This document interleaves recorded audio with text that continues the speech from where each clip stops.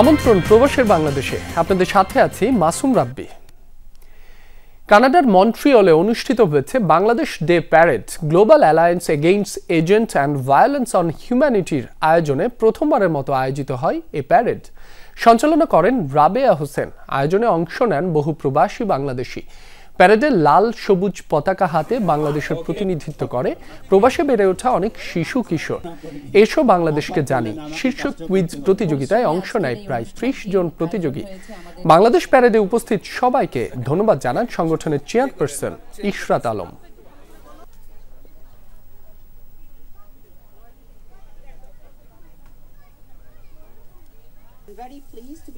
স্পেনে অনুষ্ঠিত হলো প্রবাসী বাংলাদেশিদের ফ্যামিলি গেট টুগেদার। এর আয়োজন করে বিয়ানীবাজার পৌরসভা ওয়েলফেয়ার ট্রাস্ট বার্সেলোনা। ট্রাস্টের সদস্যরা পরিবার নিয়ে অংশ নেন এই আয়োজনে। এর সার্বিক তত্ত্বাবধানে ছিলেন সভাপতি আব্দুল আলিম ও সাধারণ সম্পাদক জসিম উদ্দিন। এছাড়া উপস্থিত ছিলেন সাইদুল রহমান আইনুল, আলী হোসেন মুরাদ, আবির হোসেন জামিল, রাজু আহমেদ, আব্দুল জব্বার খসরু সহ বহু প্রবাসী বাংলাদেশি।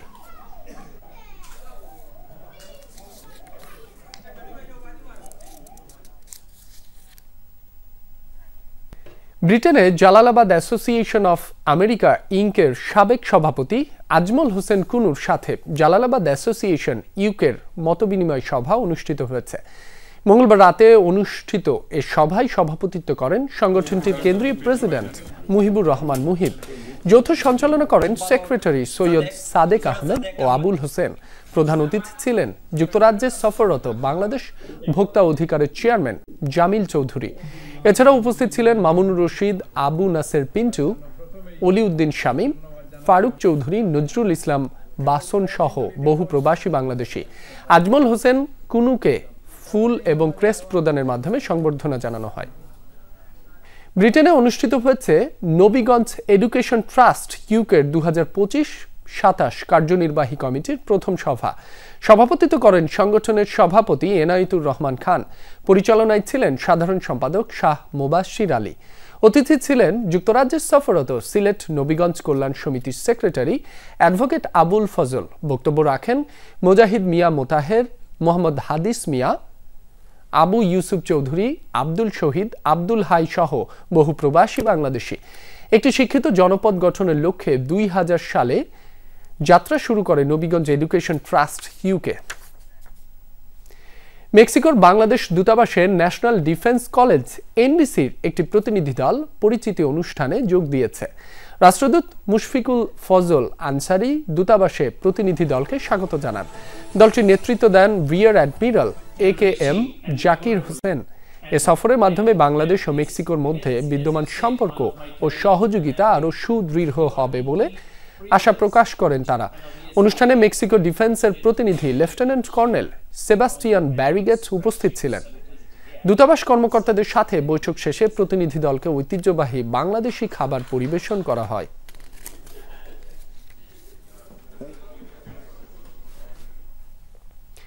ভারতীয় ভিসা দেওয়ার নামে প্রতারণার অভিযোগে সাধন কুমার মণ্ডল নামে একজনকে গ্রেফতারের পর কারাগারে পাঠানো হয়েছে। সম্প্রতি ভাটার এলাকা থেকে তাকে গ্রেফতার করা হয়। পুলিশ জানায় মাগুরার বাসিন্দা সাধন কুমার মণ্ডল দীর্ঘদিন ধরে ভারতীয় ভিসা প্রত্যাশীদের সাথে প্রতারণা করে আসছিল। বিশেষ করে চিকিৎসা নিতে যাবেন এমন ব্যক্তিদের টার্গেট করে জরুরি ভিসা করে দেয়া, ডাক্তারের ভুয়া অ্যাপয়েন্টমেন্ট দেয়া সহ নানা ধরনের প্রতারণা করছিল সে। ভুক্তভোগীদের অভিযোগ তাকে গ্রেফতার করে আইন শৃঙ্খলা বাহিনী।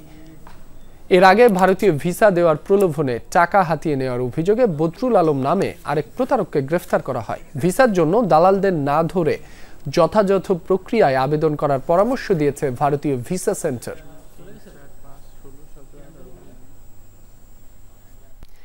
গাইবান্ধার সুন্দরগঞ্জে মানব পাচারের নামে মামলা দিয়ে স্থানীয়দের হয়রানির অভিযোগ উঠেছে একটি চক্রের বিরুদ্ধে।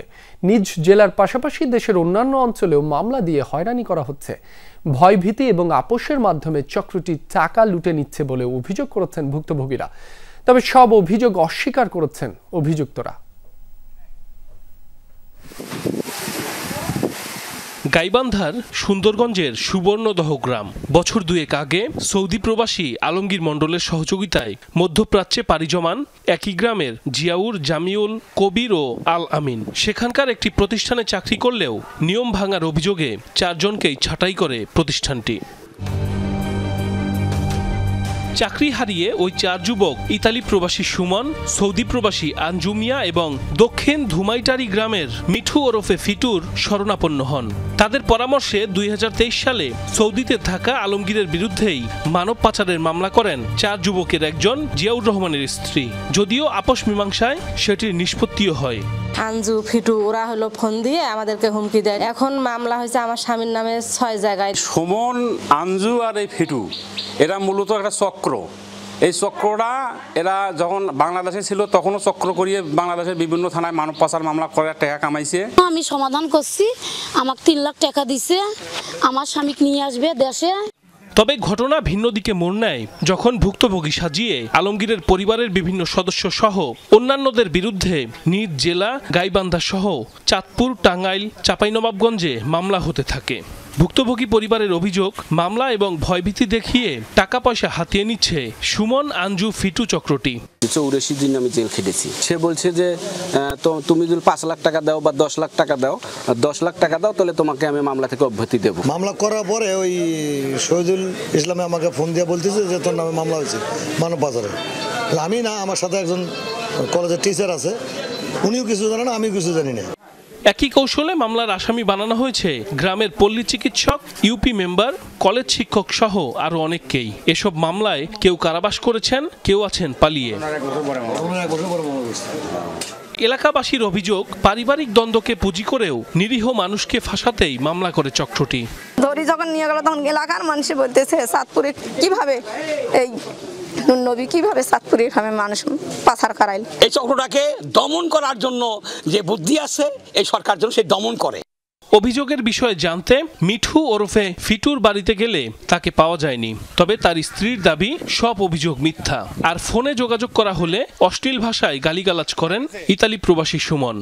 কোনো জড়িত নাই, আমার স্বামীর কোনো জড়িত নাই এগুলো। বিদেশের ব্যাপারে কিছু জানেন না? আপনি ভালো করে জানেন, আর আপনি তো আপনি না হলে 1 বছর পর খবর লইতেছেন। মানব পাচারের নামে হয়রানিমূলক মামলার বিষয়ে খতিয়ে দেখার আশ্বাস দিয়েছেন জেলা পুলিশের কর্মকর্তা। ভবিষ্যতে যদি এরকম কোনো বিষয় চলে আসে আমাদের সামনে, যে মানব পাচার বিষয়ে কোনো বিষয় চলে আসে, তাহলে আমরা যেটা অ্যাসিজুয়াল প্রসেস, সেই প্রসেস মেনটেন করে আমরা মামলা নিব এবং সেই অনুযায়ী আমরা কাজ করব। সাইফ আহমেদ, যমুনা নিউজ। কক্সবাজারের সেন্ট মার্টিনে নাফ নদী থেকে 7 জেলেকে ধরে নিয়ে গেছে মিয়ানমারের সশস্ত্র গোষ্ঠী আরাকান আর্মি।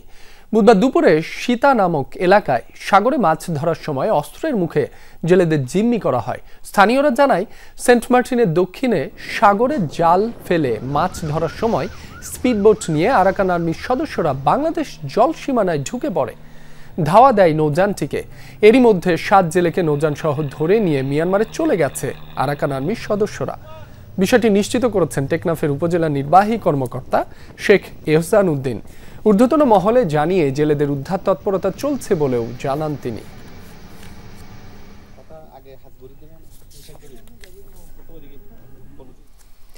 বাজারে কিছুটা বেড়েছে চালের সরবরাহ।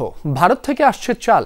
রাজধানীর বাজারেও আমদানি করা নাজির শাইল, কিন্তু উচ্চ মূল্যে স্থির চালের বাজার। দোকানিরা বলছেন, সরবরাহ বৃদ্ধি করা গেলে দাম কমতে পারে, তবে কমাতে হবে কর্পোরেট কোম্পানিগুলোর দৌরাত্ম্য। বেশি দামের কারণে চাপের মুখে নিম্নবিত্ত। রাজধানীর অন্যতম বড় চালের আড়ত কারওয়ান বাজার। এই আড়ত থেকেই দেওয়া হয় বড় অংশের চালের যোগান। 1 মাসের বেশি সময় ধরেই চালের দামে ঊর্ধ্বগতি। সরবরাহ কম, এই দোহাই দিয়ে বাড়িয়ে দেওয়া হয় দাম। এতে বিপাকে পড়ে সীমিত আয়ের মানুষ। আগে 50 টাকা কেজি হলে বস্তা 10 রাখ কিনলে 50 টাকা কেজি হলে পাওয়া যেত, এখন বেশি লাগছে, 1500 টাকা আছে, তাতে মনে করো 50-60-এর মতো কেজি আসছে। সাধারণ মানুষের লেয়ারই কষ্ট,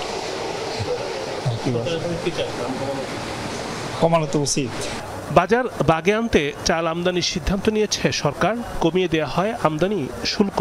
ভারত থেকে এরই মধ্যে দেশে ঢুকেছে চাল, বিশেষ করে নাজিরশাইল চাল এসেছে বেশি, কারণ বাজারেও দেখা মিলছে ভারতীয় চাল। দোকানিরা বলছেন এই চালের দাম তুলনামূলক কম। ইন্ডিয়ান চাল আসা শুরু হয়েছে আজকে 1 সপ্তাহ হয়েছে। বর্তমান দেশি চালের থেকে যেতে প্রায় 8-10 টাকা কম। এই জন্য বর্তমান চাহিদা কম, আমাদেরও বেচা বিক্রি কম। যদি ঠিক মতন এলসি ঠিক মতন বাজারে আসে তাহলে দাম আরও কমবে। ইন্ডিয়াতে আপনি এলসি প্রথম শুরু হয়েছে, যদি পুরোপূর্ণ এলসি করতে পারে বা বাজারজাত করে তাহলে যে কিছুটা অঙ্ক কমবে, আর যদি কিছু করে আবার ভদ্র হয়ে তাহলে আবার দ্বিগুণ বাড়বে। বাংলাদেশের চালের দাম ওইভাবে আছে, আরও আটার চাল বস্তা প্রতি 20 টাকা বাড়ছে। বাজারে ভারতীয় স্বর্ণা এবং মিনিকেট চাল দেখা যায়নি, ফলে আমদানি করা চালের যোগান কম থাকায় দেশীয় চালের বাজার এখনো চড়া। যদি অ্যাভেলেবেল চালটা আসে তাহলে বাজারটা নিয়ন্ত্রণে চলে আসবে। মিনিকেটটা হলো আপনার 76 থেকে 78 টাকা কেজি, আর নাজিরশাইল হলো 72 থেকে 84 পর্যন্ত কোয়ালিটি বুঝা। 1 মাসের বেশি সময় ধরে মোটা, মাঝারি ও সরু চালের দাম কেজি প্রতি বৃদ্ধি পেয়েছে 5 থেকে 8 টাকা পর্যন্ত। চালের ভরা মৌসুমেও সংকট তৈরি করে বৃদ্ধি করা হচ্ছে দাম। প্রশ্ন হচ্ছে কাদের নিয়ন্ত্রণে বাজার? কোম্পানি যেদিন থেকে ফিল্ডে নামছে তারা ওই দিন থেকে সিজনে চাউলের দামটা বেশি হয়। সিজনে তো চাউলের দাম বেশি হওয়ার কথা না, চাউলের দামটা চৈত্র বৈশাখ মাসের চাউলের সিজন। কর্পোরেট কোম্পানিগুলো ফিল্ডে নামে তারা একচেটি একতরফাভাবে ধান চাউল কিনে আরম্ভ করে দেয়, তখন অন্য মেইলার বা অন্য মানুষগুলো কিন্তু তারা চাউল কিনতে পারতেছে না। 10 টাকার মালটা তারা 12 টাকা কিনে ফেলাইতে আছে। দাম নিয়ন্ত্রণে সরকারি প্রতিষ্ঠানে তদারকি নেই, ফলে চালের বাজার নিয়ে ভোক্তার হাহুতাশ বাড়ছে। রিমন রহমান, যমুনা নিউজ, ঢাকা। প্রীতির হ্যাট্রিকে সাফ অনূর্ধ্ব 17 নারী চ্যাম্পিয়নশিপে আবারও নেপালকে হারালো বাংলাদেশ। ভুটানের চাংলি মিথাং স্টেডিয়ামে 4-1 গোলের বড় জয় পেয়েছে লাল সবুজের মেয়েরা। বাংলাদেশকে আজ গোলের জন্য অপেক্ষা করতে হয়েছে 38 মিনিট পর্যন্ত। থৈনু মার্মা একক প্রচেষ্টায় নেপালের বক্সে প্রবেশ করে কোনাকুনি শটে গোল করেন। মিনিট 7 পর ব্যবধান দ্বিগুণ করেন প্রীতি। ইনজুরি সময়ে কর্নার থেকে বাংলাদেশি ডিফেন্ডারদের অসতর্কতায় নেপাল 1 গোল পরিশোধ করে। দ্বিতীয়ার্ধে নেপাল সমতা আনার চেষ্টা করলেও উল্টো বাংলাদেশ 76 মিনিটে লিড বাড়িয়ে 3-1 করে স্কোর লাইন। কর্নার থেকে বক্সে ফাঁকা বল পেয়ে সহজে জালে পাঠান প্রীতি। 9 মিনিট পর নিজের হ্যাট্রিক পূর্ণ করেন তিনি। আসলে 4 ম্যাচ শেষে বাংলাদেশের পয়েন্ট 9, শিরোপা জিততে হলে পরবর্তী ম্যাচে হারাতে হবে ভারতকে। প্রথমবার দ্বিপাক্ষিক সিরিজ খেলতে বাংলাদেশে এসেছে নেদারল্যান্ডস ক্রিকেট দল। বুধবার সকালে ঢাকায় পা রাখে স্কট এডওয়ার্ডসের দল। এরপর দুপুরে ম্যাচ ভেন্যু সিলেটে পৌঁছায় দলটি, যেখানে আগে থেকেই অবস্থান করছে বাংলাদেশ দল। নেদারল্যান্ড ক্রিকেট দলের বাংলাদেশে এটি তৃতীয় সফর হলেও দ্বিপাক্ষিক সিরিজ খেলতে এই প্রথম আসা। এর আগে 2011 ওয়ানডে ও 2014 টি-20 বিশ্বকাপ খেলতে বাংলাদেশে এসেছিল দলটি। মূলত এশিয়া কাপের প্রস্তুতি নিতে নেদারল্যান্ডসের বিপক্ষে 3 ম্যাচের টি-20 সিরিজ আয়োজন করেছে বিসিবি। সিলেট আন্তর্জাতিক স্টেডিয়ামে প্রথম ম্যাচ অনুষ্ঠিত হবে শনিবার, পরে 2 ম্যাচ 1 ও 3 সেপ্টেম্বর। সবগুলো ম্যাচ অনুষ্ঠিত হবে সন্ধ্যা 6টায়। দর্শক, এই ছিল প্রবাসের বাংলাদেশের আজকের আয়োজনে। এতক্ষণ যারা সাথে ছিলেন সবাইকে ধন্যবাদ।